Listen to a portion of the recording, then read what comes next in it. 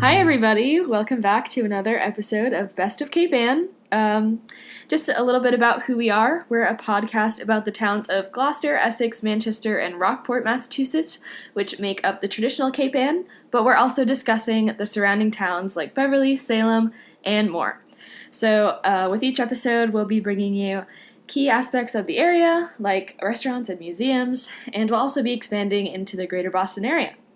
So I'm your host, I'm Lizzie, and I'm Sophie, who is our other host, and today's episode is Best of Nature and Hiking Trails. Yep, it was a good episode. I liked this one. I felt very in touch with nature. Yeah, a little transcendentalist, if you will. Henry David Thoreau. Yeah, so we went to 3 locations this week, and we have a few that we've been to in the past that we'll be discussing today. So should we jump right into the first one? Yeah, let's get into it.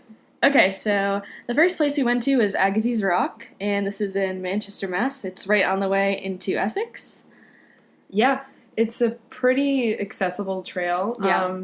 Not a ton of parking, but I feel like there isn't often too many people there. Yeah. And it's just right on the main road that goes between Manchester and Essex. Yeah. And it's a pretty cool trail. It goes up to some rocks, Agassiz rocks.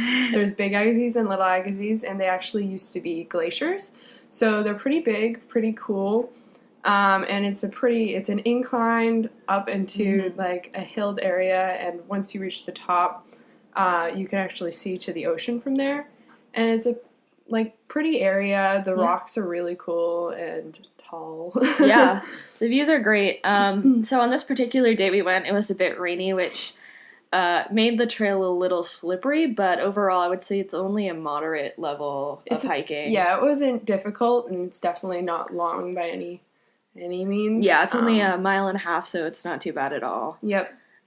Just going by the website, they say to allow a minimum of about an hour. I don't think we spent that long there, but... We spent probably half an hour there. Yeah, the area towards the Big Agassiz was a little bit muddy, so we didn't head up that way, which could be the... No, we did head up that way. Oh. You can't really go up that way anyway. Okay, I see. Yeah. But it was a bit muddy when we went. Yeah. But it was still pretty good considering. Yeah. It wasn't too bad. The trails are pretty well maintained. Yeah, definitely. We've got a few little bridges that go over the really muddy areas, so... Yep. That's good. Few things to do. We took some photos while we were there, so I think photography is a great option. Bird watching. You could picnic up on one of the rocks. That'd be cool. And also there's the scenic view that looks over the ocean. Yeah. And also they allow dogs, so when I go there, I often take my dogs. My dogs are pretty, not to brag, but my dogs are pretty athletic.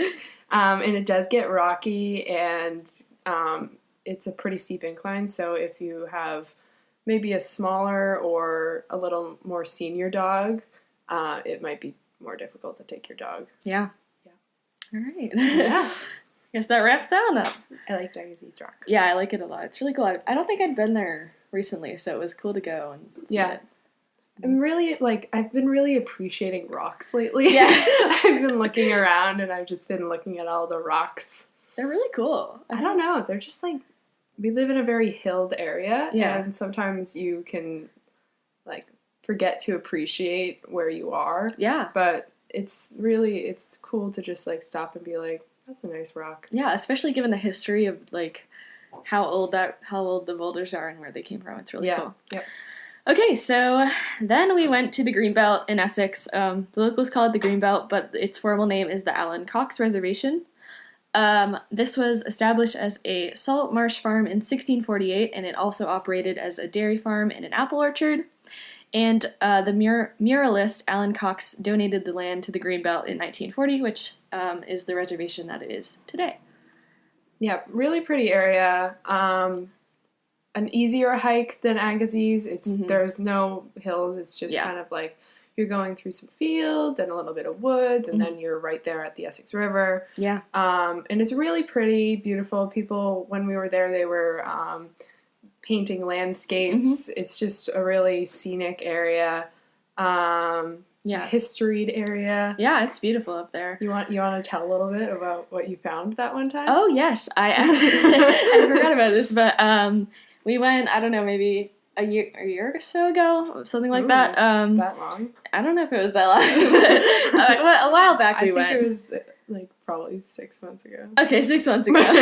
And I found an arrowhead. It was just, we had sort of walked along the bank of the like shore a little bit, and it was right there. So. Yeah, it was like, we live in an area, definitely a very, again, I'll say it again, a historied area. Yeah. Native Americans obviously were here a long time ago, and so I've never seen like an arrowhead so intact. Yeah. People find them once in a while, but it was a really cool thing to find, like something so old. And yeah, it was really cool. I've never found one before, so that was a great experience. Yeah. Yeah. It was cool. Yeah, it definitely was.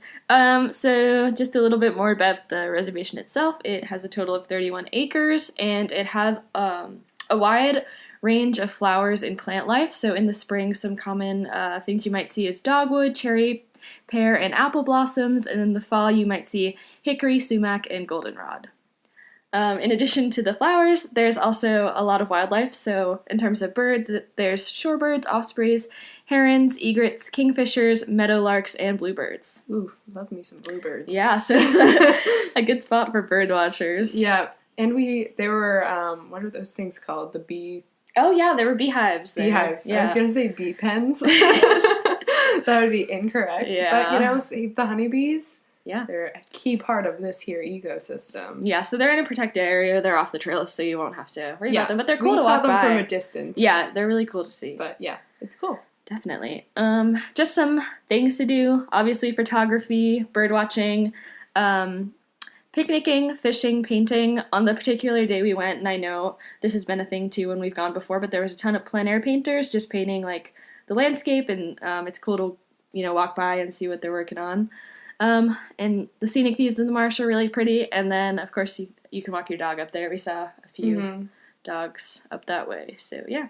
Yeah, and Essex River is just a really pretty river. You can it's a marsh, so it's like flat, so you can see all the way to the ocean from where you are. Yeah. And to Cranes Beach, Yeah. And the dunes there. And yeah, it's just a pretty area to be at. It was really cool. Yeah, it was great. All right. Excuse me. Okay, and then we went to the Stavros? Yeah. Stavros Reservation in Ipswich. It's just over the line from Essex to Ipswich. I think it might technically be Essex, but it's like close enough. Oh, yeah. It's like right there. Yeah. Yeah. I have no idea about it. Yeah, I thought it was Ipswich, and then I looked on the website and it said Essex, so I was it's in that murky area between. But if it's Essex, that's better, because then it's actually technically Cape Ann. That's true. Yeah. Yeah, there you go. The trail itself is 3/4 of a mile, and it's, I would say, moderate to easy. Would you? Moderate to easy. It's not like a flat trail. Yeah. You have to go up an incline, but it's short, and I did it. Yeah. Yeah. We did it, so it's not too bad. It's not too bad. I don't see anyone having too much trouble with it unless you are in some way impaired. Yeah.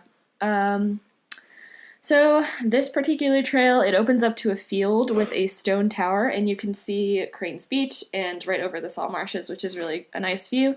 Mm-hmm. In terms of the history, Lamont G. Burnham built the stone tower there in the 1880s to supply water to the Burnham farm. So yeah, it's a nice tower. It's closed off. You can't go inside or anything, but it's cool to just sort of see. It's a cool area. It's like a little clearing there. I did sit down for 2 seconds up top, and I did find a tick on me. Yeah. Like after that's just the way it is everywhere. Yeah. But you do gotta watch out up there, because that seemed to be a problem. You gotta watch yourself. Yeah, because I got in the car and tick check. I also found a tick. Lucy wasn't even sitting in the grass, and she got it. Yeah, so that was sort of alarming, I guess. Yeah, but that's the way it is. I don't know. That's always the way it is around here. I don't know if it's even different anywhere else. That's true. The ticks be crazy. They do, so you gotta make sure you're doing tick checks. Don't want Be any safe. of that Lyme disease. You do not. That is not good. Okay, so things to do up here. You've got the scenic views, and I think you could also picnic. It's a pretty wide open area, so it'd be pretty easy to just Yeah, it would be a nice place to picnic. I feel like there. you can drop down a sack of food and eat anywhere. Oh, that's true. Okay, so now we're going to get into some places we have gone to in the past, or... Some honorable mentions. Yeah. We attempted to go to Dogtown, which is in Gloucester. Mm-hmm. It's an abandoned settlement, which is has a very cool history. Yeah. It got its name from the dogs that the woman kept during the American Revolution there. And it was abandoned in 1828 due to the revived fishing industry in Gloucester Harbor. Gloucester is actually the oldest seaport in America. Very interesting. Fun fact. I did not know that. Yeah. So fishing is very big in Gloucester to this day. Mm-hmm. So people left the more inland settlement and went to Gloucester Harbor for work. Yeah, they also built a road that went to Gloucester and it kind of bypassed the town, which also led to that abandonment. Yeah. Boulders were placed there with different sayings during the Great Depression. And it is also a little folklore thing that witches tend to do their dirty deeds there. Yeah. I don't know why I phrased it that way. But it's supposed to be a witchy area. Yeah.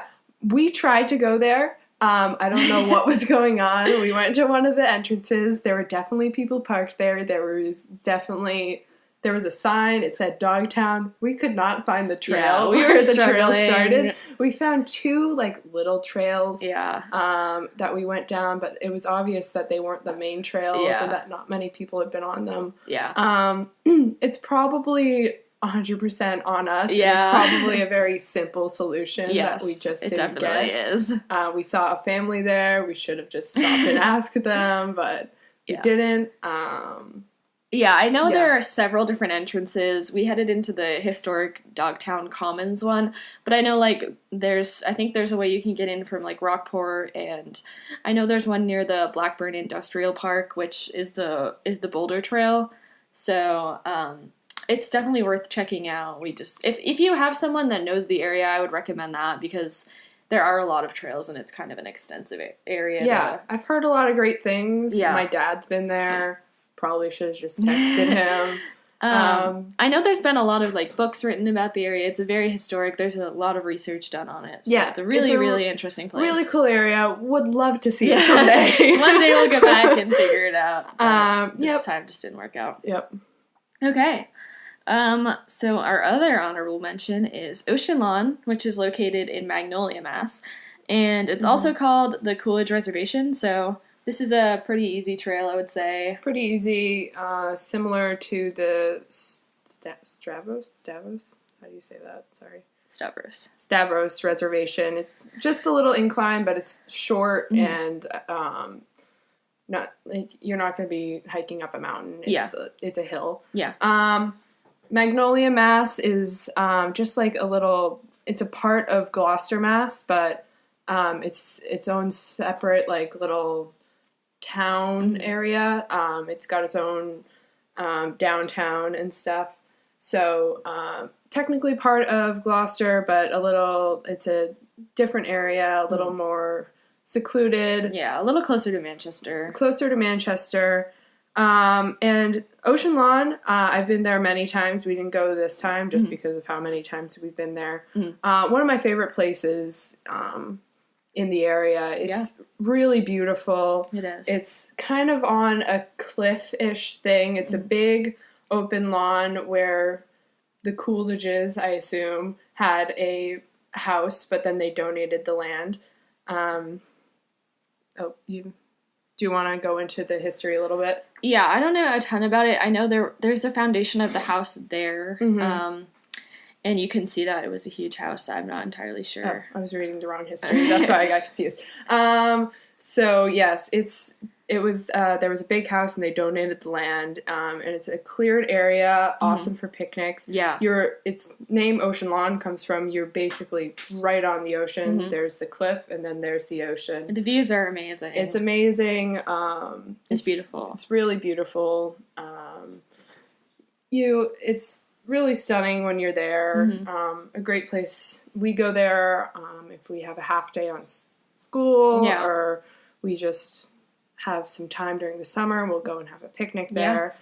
It's really accessible. There are trails both from the main road that goes from Manchester to Gloucester, and parking is kind of limited there sometimes. So there's also an entrance from Magnolia Beach. So if you park somewhere in downtown Magnolia and you walk from Magnolia Beach, you can get there as well. Yeah. We did that last time. So that was pretty easy. Yeah, so I think the trail itself is a mile from the entrance, but it's not too hard. And obviously you've got the views, and so photography is a great option there, as well as picnicking. And I think there actually is a little ranger station up there where you can get information. Yeah, I've never really seen a person there. Yeah, I don't know if it's open too much. Yeah, I don't think dogs are allowed. I've known people that have taken dogs and nothing has happened. Just clean up after your dogs. I think it's okay. Fun fact, I took my senior portrait up there. Oh, wow, yeah. That's a beautiful place to do that. It's a good place. It's awesome. All right.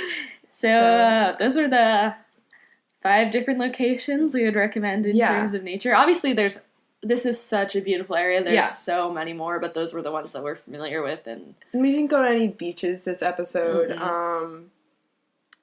Just because I feel like beaches are more traversed and people know them better. Yeah. Hiking's not as, what's the word? Well-known, maybe. Well-known around here. But we've got some great hiking areas, great nature. Yeah. Just some really good nature. Yeah, definitely. We're not going to do a ranking this episode because it feels kind of sad to rank nature. Yeah, I think they've all got their own, things that make them a great place. Their own merits, their own character. Yeah, because some of them, we've got historic areas, we've got places that have, the flora and fauna of the area, so it's, yeah. I think it's just there's different benefits to each, so check them all out. Again, I'm going to reiterate from last episode, we're not professionals in anything. No. We're just, we're definitely not hikers by any means. So these were easy trails that you can go on with family and just see the sights. If you're an avid hiker, there are probably more strenuous, challenging trails out there that we didn't get to. Easy to moderate trails that you just have a good time. If you're feeling like you want to go look at a tree, go on, look at some views, stroke some lichen. I love lichen. Yeah. There was a lot of moss and lichens out there. Love lichen for the spring season. Nice pioneer species. Yes, definitely. All right. Shall we wrap it up? Yep. Okay. This has been another episode of Best of Cape Ann. Thank you so much for listening. Yeah.